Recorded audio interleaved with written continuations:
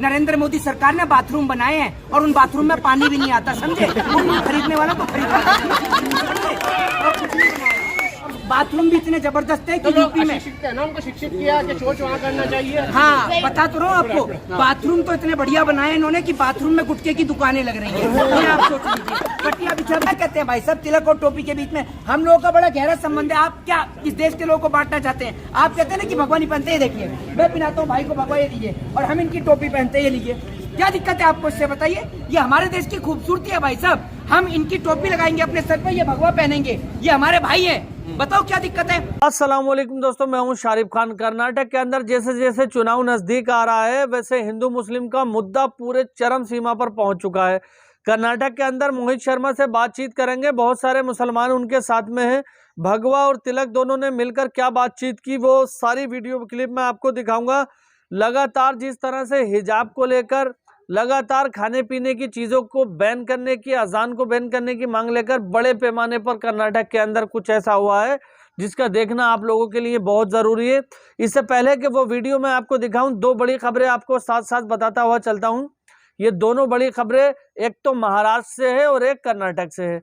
सबसे पहले महाराष्ट्र की खबर से बातचीत करते हैं। महाराष्ट्र के बलभीम कॉलेज के सामने एक सैकड़ों साल पुरानी मस्जिद है जहां पर कुछ लोग रातों रात जाकर के कुछ मूर्तियों आकार के पत्थर वहां पर रख देते हैं और सुबह को ये बात उड़ा देते हैं कि मस्जिद के अंदर मंदिर है। जब बात इस लेवल तक पहुंचती है कि वहां पर भीड़ इकट्ठी हो जाती है तो प्रशासन की मदद लेकर के उस मस्जिद के अंदर दाखिल हुआ जाता है और प्रशासन और वहां के हिंदूवादी संगठन ये ढूंढने में लग जाते हैं कि मस्जिद के अंदर मंदिर की क्या क्या निशानी है। छोटी सी वीडियो क्लिप आपको दिखाऊंगा, उसके अंदर आप देखेंगे कि किस तरह से मस्जिद के अंदर मंदिर ढूंढा जा रहा है। वीडियो दिखाने से पहले मैं आपको बता दूं, इसमें गलती मुसलमान लोगों की है। वो क्या गलती है? जब आप अपनी मस्जिदों को वीरान कर दोगे तो दूसरे लोग उसको मंदिर और चर्च में बदलने के लिए तैयार खड़े हो जाएंगे। अगर आप अपनी मस्जिदों को आबाद रखोगे, नमाज से आबाद रखोगे, तो दुनिया की कोई भी ताकत आपकी मस्जिद के बारे में सवाल नहीं उठा सकती। तो ये छोटी सी वीडियो क्लिप देखना, महाराष्ट्र की भीड़ जिले की है जिसमें लगातार कोशिश की जा रही है कि मस्जिद के अंदर मंदिर ढूंढा जाए। और वहां के स्थानीय लोगों ने यह भी आरोप लगाया है कि ये कारनामा सेम टू सेम जैसे अयोध्या में बाबरी मस्जिद पर हुआ था वैसे ही कुछ करने की फिराक में है। जैसे बाबरी मस्जिद के अंदर कुछ मूर्तियां रख करके सुबह को ऐलान कर दिया गया कि मस्जिद के अंदर मंदिर निकला है, सेम वही प्रक्रिया। तो छोटी सी ये वीडियो क्लिप देख।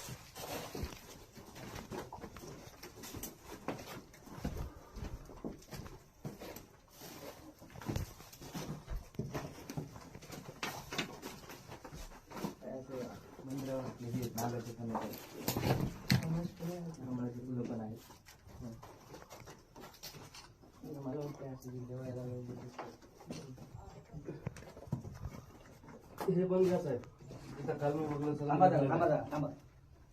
साहेबांनी जर विचारलं तर सांगा। हे भागवत, हां किती काढून घ्या। तो देखा दोस्तों किस तरह से पुलिस वाले साथ में और लोगों के साथ में मस्जिद के अंदर मंदिर ढूंढा जा रहा है। अब मैं आपको एक कर्नाटक की फैमिली से आपकी बात कराने वाला हूं जहां पर हिजाब को लेकर सियासत इतनी गर्म आ गई है कि हिजाब बैन की मांग इतने बड़े पैमाने पर वहां के अंधभक्तों ने उठा दी कि जिससे लोगों में परेशानी का माहौल है। मैं कर्नाटक की एक मुस्लिम फैमिली से आपकी बात कराने वाला हूं। ये आपको बताएंगे कि किस तरह से लोगों के खाने पीने की चीज़ों से लेकर हिजाब बैन तक को पूरी पाबंदी से इम्प्लीमेंट करने की कोशिश कर रहे हैं वहां के अनुभव। सरकारी पदों पर बैठे हुए लोग इस तरह की बयानबाजी वहां पर कर रहे हैं जिससे इन लोगों का मनोबल बढ़ रहा है। इसको क्या है, हमारे देश में आग लगाना है, हिंदू मुस्लिम बोल के डिवाइड एंड रूल, हिंदू मुस्लिम बोल के दिमाग ख़राब करो, सियासत करो। हम किसी को ज़बरदस्ती नहीं कर सकते। अब सरकार ज़बरदस्ती कर रही है, वो आप क्या खाते हैं ये खाओ वो मत खाओ, हमारे कोई किसी का अधिकार नहीं है। सही है ना? जब भी चुनाव आता है ऐसे मसले आते हैं, आग लगती है, बस इससे ज़्यादा कुछ नहीं है। हर धर्म में हिजाब है मगर हमारे इसमें है ना थोड़ा हट। तो देखा दोस्तों, आप क्या खाते हो, क्या पीते हो, आप क्या पहनते हो, क्या ये सारी चीजें अब सरकार तय करेगी या वो अनभक्त तय करेंगे? तो अब मैं आपकी बात कराता हूं ब्राह्मण समाज के उस लड़के से, मोहित शर्मा से, जिसने हिंदू मुस्लिम एकता को लेकर कर्नाटक के अंदर बड़े पैमाने पर मांग की है और बहुत बड़ी तादाद में यहाँ पर हिंदू और मुसलमान इकट्ठा हो चुके हैं। एक दूसरे के गले में हिंदू लोग अपने जो भगवा कलर का गमछा है वो मुसलमानों के गले में डाल रहे हैं और उनकी टोपी उठा करके अपने सर पर पहन रहे हैं और इस तरह का सरकार को और अंधभक्तों को संदेश दे रहे हैं कि कर्नाटक के अंदर भारतीय जनता पार्टी का सफाया होना है और कांग्रेस पार्टी की सरकार यहाँ पर बनेगी। हर एक उस पार्टी का सफाया पूरे देश से होना है जो हिंदू मुस्लिम के भाईचारे को खतरे में डालने का काम करेगा। तो चलिए मोहित शर्मा की वीडियो देखिए, उसके बाद आप और हम डिस्कस करेंगे। बड़े पैमाने पर इन्होंने मांग उठाई है। बीजेपी को अगर लेना देना है तो सिर्फ एक ही चीज से है, वो सिर्फ हिंदू राष्ट्र को लेकर। वो हिंदुओं के नाम पर वोट बटोरती है और सबसे ज्यादा हिंदुओं को मरवाती है। भाजपा के राज में, सुन लीजिए, भाजपा के राज में सबसे ज्यादा हिंदू मरते हैं और हिंदुओं को मारने वाला कोई मुसलमान नहीं है, हिंदुओं को मारने वाली सिर्फ भाजपा है। और आप क्या कहते हैं भाई साहब, तिलक और टोपी के बीच में हम लोगों का बड़ा गहरा संबंध है। आप क्या इस देश के लोगों को बांटना चाहते हैं? आप कहते हैं ना कि भगवा नहीं पहनते, देखिए मैं पहनाता हूँ भाई को भगवा, ये दीजिए, और हम इनकी टोपी पहनते, ये लीजिए। क्या दिक्कत है आपको इससे, बताइए? ये हमारे देश की खूबसूरती है भाई साहब। हम इनकी टोपी लगाएंगे अपने सर पर, ये भगवा पहनेंगे, ये हमारे भाई हैं। बताओ क्या दिक्कत है?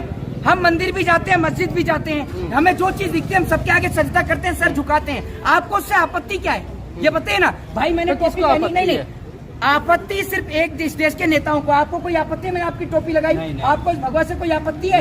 एक बात आप मुझे बताइए, किसी को कोई आपत्ति नहीं है। आपत्ति सिर्फ इस देश के सियासती नेताओं को है, जो लोग सिर्फ हमारे देश के अंदर रहकर इस तिलक और टोपी के नाम पर नफरत फैलाते हैं। एक बात आप मुझे बताइए, अब इस व्यक्ति ने भगवा डाल दिया गले में, अब क्या कहेंगे आप इसको? क्या है ये है?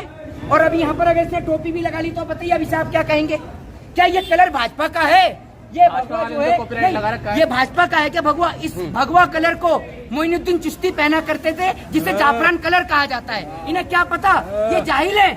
ये भाजपा वाले जितने सब जाहिलों के सरदार हैं, समझ लीजिए, सारे एक से बढ़कर एक नौटंकीबाज हैं। आज देश की स्थिति खराब है, देश महंगाई से जूझ रहा है, बेरोजगारी से जूझ रहा है, देश के युवाओं के पास शिक्षा नहीं है, देश के नौजवान के पास रोजगार नहीं है। लेकिन भाजपा करती क्या है? मंदिर और मस्जिद के नाम पे।